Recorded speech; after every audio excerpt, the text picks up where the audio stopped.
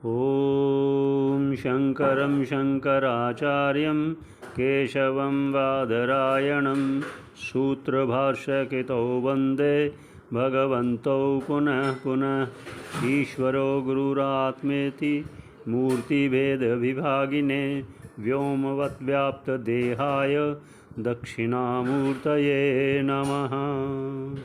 ओम शांति शांति शांति। ओम अखंडानंद संबोधो वंदनात् यस्य जायते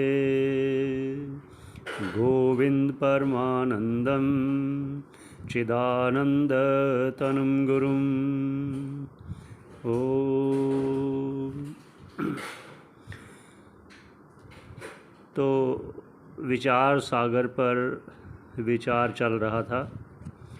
तो पहले दोहे पर शुरू हुआ था, तो उसका मंगलाचरण रूप दोहा, जो सुख नित्य प्रकाश विभु नाम रूप आधार, मति न लखे जही मति लखे सो मैं शुद्ध अपार। ये मंगलाचरण रूपी दोहा है। तो जो सुख रूप है, सुख रूप एक ही है, परमात्मा आत्मा, वो ब्रह्म, वही सुख रूप है। तो शंका उठाई थी कि शायद विषयों में जो सुख होता है वही आत्मा का स्वरूप है। तो उन्होंने उसका निराकरण करते हुए कहा नहीं, जो सुख नित्य है, इसलिए नित्य शब्द साथ में जोड़ दिया। जो सुख नित्य, तो विषय सुख नित्य रहता नहीं, इसलिए उन्होंने उसका शब्द और जोड़ा नित्य, जो सुख नित्य है। तो फिर उन्होंने ये भी कहा कि नित्य तो आकाश भी है। तो शंका उठाने वाले का उत्तर देते हुए कहा नहीं, जो प्रकाश रूप भी है, प्रकाश रूप आकाश का तो प्रकाश नहीं है। तो फिर उन्होंने कहा तो फिर ये सूर्य हो सकता है। तो उन्होंने उसका भी निराकरण करते हुए कहते नहीं, इसलिए उन्होंने एक और शब्द लगाया, उसका विभु। जो सुख नित्य प्रकाश विभु, विभु अर्थात व्यापक, जो सर्वव्यापक है। सूर्य तो एक परिच्छिन्न स्थिति में है, आप लोग भी देखते हो, उसका आकार देखते हो, सब उसका उसकी गति भी देखते हो। तो यहाँ विभु में कोई गति नहीं होती, उसको अपनी आँखों से हम वो दृष्टिगोचर नहीं है। तो आगे क्या कहा, तो सूर्य का जब नाम लिया तो उन्होंने ये कह दिया कि नाम रूप आधार, वो नाम रूप का आधार है। वो उन्होंने संकेत जो दे रहे हैं वो उस व्यापक ब्रह्म को संकेतित कर रहे हैं, लक्ष्य करके बोल रहे हैं। तो आगे क्या कहते हैं कि उसको हम जान कैसे सकते हैं। अगर आपने व्यापक तो बोल दिया, ना सूर्य है, ना आकाश है, तो ना विषय सुख है, तो फिर क्या है। तो उसको कहने के लिए आगे उन्होंने क्या कहा, मति न लखे जिसको बुद्धि नहीं जान सकती। तो कहते फिर कैसे जानेंगे जब बुद्धि जान ही नहीं सकती। तो उन्होंने आगे फिर लिखा, जही मति लखे, अर्थात बुद्धि को वो प्रकाशित करती है, वो आत्मा, वो ब्रह्म बुद्धि को भी जो जानता है, लेकिन बुद्धि उसको प्रकाशित नहीं कर सकती। ये कहने का अर्थात एक बार फिर सुनिए, मति ना लखे जही मति लखे। मति ना लखे, इसके दो अर्थ होते हैं। मति ना लखे, मति नहीं देख सकती, मतलब बुद्धि नहीं देख सकती उसको, बुद्धि नहीं जान सकती उसको। बुद्धि को उसके द्वारा जाना जाता है, इसलिए दूसरा उन्होंने वाक्य किया, जही मति लखे, जो मति को भी अर्थात जो बुद्धि को भी जानता है। जैसे आपने सुना भी होगा, लोग कहते हैं ना मेरी बुद्धि आज काम नहीं कर रही, इसका मतलब वो बुद्धि का अलग है ना उससे। वही कह रहे हैं कि जो बुद्धि को भी प्रकाशित कर रहा है, ये इसका एक अर्थ हुआ। अब इसका दूसरा अर्थ क्या है वो देखते। मति न लखे, जिसको बुद्धि जानती नहीं, जही मति लखे, और जिसको बुद्धि जानती भी है। इसका अर्थ ये हुआ कि जो शुद्ध बुद्धि वाला है, जो संस्कृत बुद्धि वाला है, जो षट संपत्ति युक्त है, जो विवेक वैराग्य षट संपत्ति युक्त है, वो गुरु मुख से श्रवण किए हुए महावाक्य द्वारा उसको अनुभव कर सकता है। इसका अर्थ ये है। और आगे क्या कहते हैं, वो जब जान लेता है तो फिर क्या होता है, क्या अनुभव करता है, तो कहते हैं सो मैं शुद्ध अपार। वो फिर अपने आप को वो अनुभव करता है कि वो मैं ही हूँ। ये हो गया। एक बार फिर देखिए, जो सुख नित्य प्रकाश विभु नाम रूप आधार मति न लखे जहि मति लखे सो मैं शुद्ध अपार। ये इसका थोड़ा सा संक्षेप में है।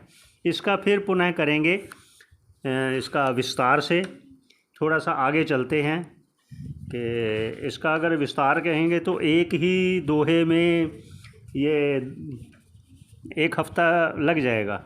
इसलिए रुचि को बनाने के लिए आगे चलते हैं।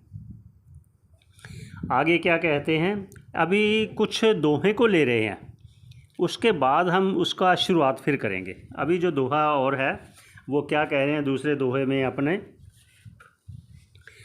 अबधि अपार स्वरूप मम लहरे विष्णु महेश विधि रवि चंदा वरुण यम शक्ति धनेश गणेश। ये दोहा उन्होंने कहा। इसका अर्थ करते हैं, वो क्या कहते हैं, कह रहे हैं कि जो स्वरूप का है ना, अबधि अपार, अबधि मतलब समुद्र, अपार समुद्र होता है, स्वरूप मम मेरा वैसा स्वरूप है, अर्थात व्यापक स्वरूप है। ये दोहे को लेकर, शब्दों को लेकर अभी कर रहे हैं। लहरी विष्णु महेश विधि रवि चंदा वरुण यम, ये सभी नाम लिए गए हैं देवों के। जो लहरी, लहरी जो समुद्र, अपार समुद्र दिखाया गया है, जो बोल रहे अबधि अपार समुद्र जो अपार है, स्वरूप मम वो मेरा ही स्वरूप है।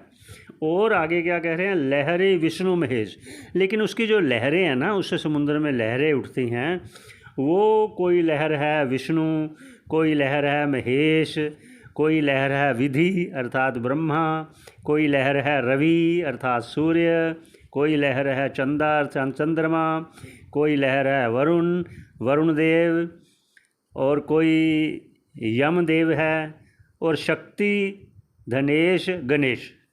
शक्ति माँ दुर्गा, धनेश अर्थात कुबेर आदि, गणेश गणेश भगवान, ये सभी उसकी लहरें कही गई हैं। उस अपार जो ब्रह्म का स्वरूप है, जो मेरा स्वरूप है, उसकी ये सब लहरें कही गई हैं। तो ये अभी सिर्फ दोहे का कर रहे हैं।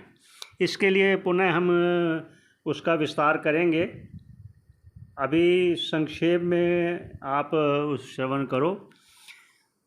तो आगे का क्या कहते हैं, आगे दोहा 3 नंबर दोहा, जा कृपालु सर्वज्ञ को हिये धारत मुनि ध्यान ताको होत उपाधि तैं मोह में मिथ्या भान। इसका संक्षेप में अभी करेंगे, दोबारा फिर पुनः इसका थोड़ा सा विस्तार करेंगे। जा कृपालु सर्वज्ञ को हिये धारत मुनि ध्यान, कहते जो कृपालु, जो सर्वज्ञ ईश्वर है, मुनि जन उनको हृदय में ध्यान करते हैं। ये कहने का, जा कृपालु सर्वज्ञ को हिये धारत मुनि ध्यान, जो मुनि जन, जो मोक्ष को चाहने वाले निधि ध्यासन आदि का प्रयत्न करते हैं, वो कृपालु भगवान ईश्वर का ध्यान अपने हृदय में करते हैं। जिस ईश्वर का, जो ईश्वर माया उपाधि से, जो ईश्वर माया उपाधि से, कैसे जैसे रज्जु में सर्प और स्वप्न में हम सभी नगर सड़क जीव आदि देखते हैं, जैसे ऐसे मेरे स्वरूप, व्यापक स्वरूप जो है, उसमें मिथ्या ही ये सब भान हो रहा है। इसलिए उन्होंने इसको भी मंगलाचरण रूप में लिया है। ये उनका कहने का तात्पर्य है। अभी इसमें फिर और शंका उठाते हैं, और शंका उठाते हैं, फिर शंका का निवारण करते हैं। तो इसलिए अभी संक्षेप में कहते हुए आगे चलते हैं। आगे क्या कहते हैं अगले दोहे में, बोध चाहे जाको सुकृति भजत राम निष्काम सो मेरो है आत्मा काकू करूं प्रणाम। यहाँ कहने वाले हैं कि जो बोध चाहे जाको सुकृति, जो पुण्यवान लोग हैं, जो जिज्ञासु हैं, जो मुमुक्षु हैं, वो बोध की इच्छा करते हैं अर्थात ज्ञान चाहते हैं।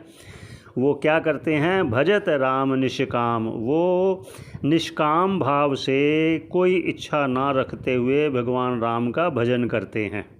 तो आगे क्या कहा? सो मेरा है आत्मा, वो भगवान राम तो मेरा आत्मा है। काकू करूं प्रणाम, मैं और किसको प्रणाम करूं? अर्थात यहाँ अद्वैत की सिद्धि दिखाई गई है और यहाँ पूर्ण रूप से अपना अनुभव वो बता रहे हैं। कौन बता रहे हैं? यहाँ स्वामी निश्चल दास जी स्वयं अपना अनुभव बता रहे हैं कि ऐसे कह रहे हैं कि काकू करूं प्रणाम, मेरे सिवा और कोई है ही नहीं, मैं ही व्यापक ब्रह्म रूप से स्थित आत्मा हूँ। ये तो सब एक मिथ्या मुझ में भान हो रहा है। क्या? किसका?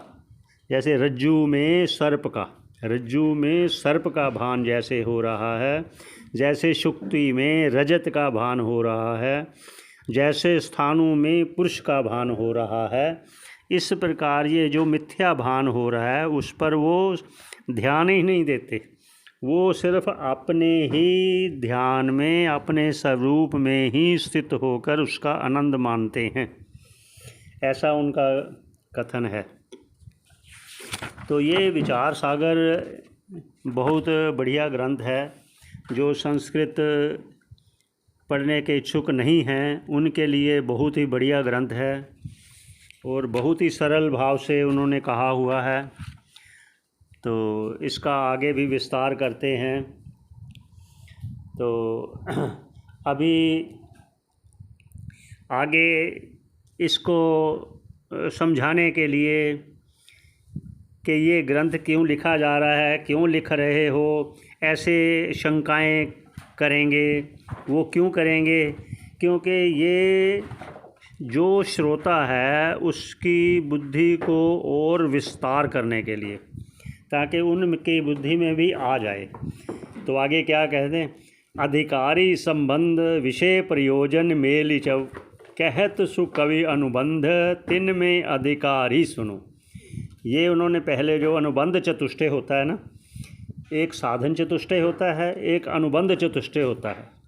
जो अनुबंध चतुष्टय होता है वो ग्रंथ को लेकर होता है कि ग्रंथ का अधिकारी कौन है, इसका संबंध किससे है, इस ग्रंथ का विषय क्या है, इस ग्रंथ का प्रयोजन क्या है, जो इस लिख रहे हो ग्रंथ, इसका प्रयोजन। सभी ये कहने का तात्पर्य है कि ये कहने से जो एक श्रोता है उसका मन और करेगा कि ये सुनने के बाद कि ये ग्रंथ भी मुझे श्रवण करना चाहिए जब ये शुरू में बोलेंगे। तो जैसे ये अनुबंध चतुष्टय है ऐसे साधन चतुष्टय भी है अधिकारी को लेकर। ये अभी ग्रंथ को लेकर बोल रहे हैं। अधिकारी, संबंध, विषय, प्रयोजन, ये 4 अनुबंध चतुष्टय कहे गए हैं। अधिकारी, संबंध, विषय, प्रयोजन। विषय क्या है? जीव ब्रह्म की एकता। संबंध क्या है? अधिकारी का इस ग्रंथ से और इस विषय का, जैसे इसका जो संबंध बनता है प्राप्य प्रापक भाव संबंध भी है। तो अधिकारी का कर्तृ कर्तव्य संबंध है, प्रयोजन का प्रतिपादक प्रतिपाद्य संबंध है। तो इसको और विस्तार से आगे लेंगे। रुचिकर बनाने के लिए इसका और आगे यहाँ विस्तार ना करके पुनः जहाँ जहाँ इसका संबंध आएगा तो इसका आगे विस्तार करेंगे। तो अभी आगे का एक दोहा लेते हैं जो बहुत ही एक महत्वपूर्ण है, जो साधन चतुष्टय संबंध को लेकर समझा रहे हैं और अधिकारी को लेकर अब शुरुआत हो रही है। क्या ले रहे हैं? मल विक्षेप जाके नहीं किंतु एक ज्ञान, वैचव साधन सहित नर सो अधिकृत मतिमान।